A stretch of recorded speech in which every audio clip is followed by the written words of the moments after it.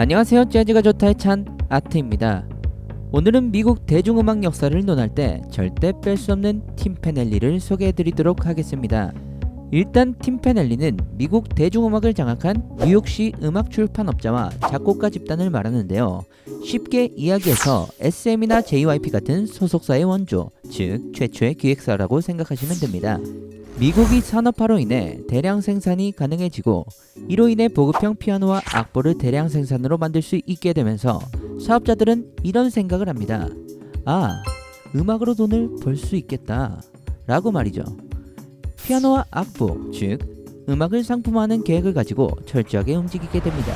마치 아무 값어치 없는 돌멩이에 불과했던 다이아몬드를 소수만이 가질 수 있는 특권으로 인식시킴과 동시에 다이아몬드는 영원하다라는 마케팅으로 다이아몬드 반지를 청혼의 필수품으로 만든 드비어스처럼 품격 있는 여성들은 피아노를 친다라는 마케팅으로 소비자의 의식을 교육하고 조사하며 타겟을 여성으로 잡아 여가 생활로 피아노를 연주하게 하였고 피아노와 함께 따라오는 상품으로 낱장 악보까지 상업화를 해내었습니다.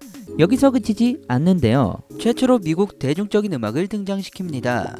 유럽에서 미국으로 건너온 백인 이주민 중에 고전 음악 교육을 받은 작곡가들은 팀 페넬리에 모여 미국 환경에 적합하고 대중성 있는 곡을 만들기에 치중합니다. 그 당시 영국과 미국은 굉장히 사이가 안 좋았는데 이유는 영국의 횡포 때문이었죠.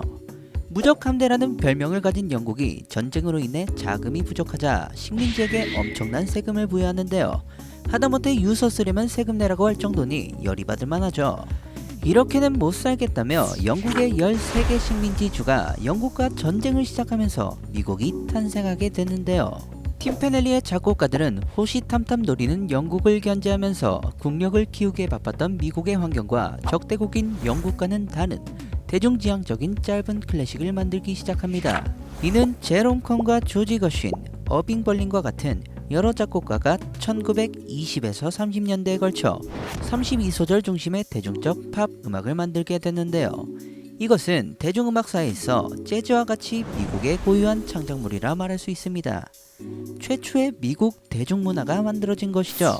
이렇게 히트곡이 만들어지고 엄청난 유행을 타자 많은 작곡가들이 이곳을 향해 달려들기 시작하는데요. 이곳은 뉴욕의 웨스트 28번가로 수많은 출판사와 작곡가들이 모여있는 곳입니다. 이 골목에 들어서게 되면 조율이 덜 된 피아노 소리가 여기저기서 흘러나오는데요. 그 이유는 수많은 작곡가들이 자신의 곡을 출판하기 위해 출판업자들에게 자신의 곡을 선보이고 있기 때문입니다. 돈을 벌고 싶은 작곡가들은 수많은 곡들을 가져와 선보이게 되고 괜찮은 곡이 보이면 출판업자들은 바로 그 자리에서 계약을 하는 것이죠. 그래서 항상 이 거리는 조율 덜 된 피아노들의 소리로 가득하게 됩니다. 저널리스트이자 작곡가인 로젠필드가 1903년 뉴욕 헤럴드에 이 거리 전체에서 양철 냄비 골목과 같은 소리가 난다고 기고하면서 가장 유명한 문구 중 하나가 만들어지는데요. 그것이 팀 페넬리입니다. 모든 사물이나 물건의 이름은 그냥 지어지지 않죠. 이 이름의 뜻은 양철, 냄비, 골목입니다. 이후 팀 페넬리는 미국 음악 시장을 장악한 뉴욕시 음악 출판업자와 작곡가 집단을 말하는 총칭이 되었는데요. 이러한 집단을 왜 최초의 기획사로 이해하면 된다고 했을까요? 회사가 아닌데 말이죠. 그것은 이 팀 페넬리가 지금의 기획사들의 모티브가 되는 것들을 최초로 시행하였기 때문입니다. 연습생들이 유명한 소속사로 가려는 이유가 무엇일까요? 홍보력이 다르기 때문입니다. 막대한 자본력을 바탕으로 상품성 있는 연습생을 뽑아 대중들에게 홍보하고 스타를 탄생시키기 때문인데요. 팀 페넬리는 그 당시 송플러거를 등장시키면서 상품성 있는 곡들을 홍보하기 시작합니다. 송플러거의 일은 악보로 인쇄된 곡을 가지고 음악이 사용될 만한 모든 곳에 찾아가 직접 연주하거나 노래하며 자신들이 속한 회사의 곡들을 열심히 알리는 역할을 했습니다.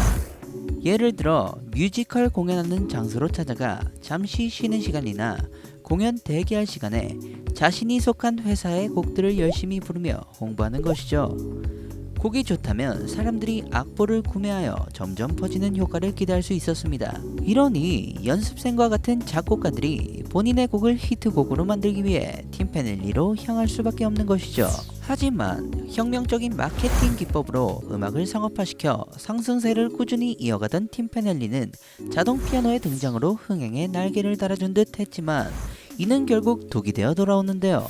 자동 피아노란 축음기와 라디오 방송이 나오기 전 피아노 연주를 못하지만 들을 수 있도록 만든 악기입니다.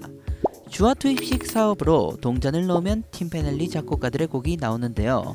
이것은 히트곡을 대중화하는 큰 사업이 되었고 유람선이나 카페 등 여가 생활을 즐길만한 곳에서 음악을 자동 피아노로 대체하기 시작합니다. 이로 인해 히트곡은 더욱 빨리 퍼지기 시작하였고 팀페넬리의 홍보력은 날개 돋친 듯 상승세를 타지만 이로 인해 사람들은 연주하는 것이 아닌 들으면서 소비하는 문화로 바뀌게 되고 축음기나 라디오 등 녹음 산업을 발달시키는 데 큰 공을 세우게 됩니다.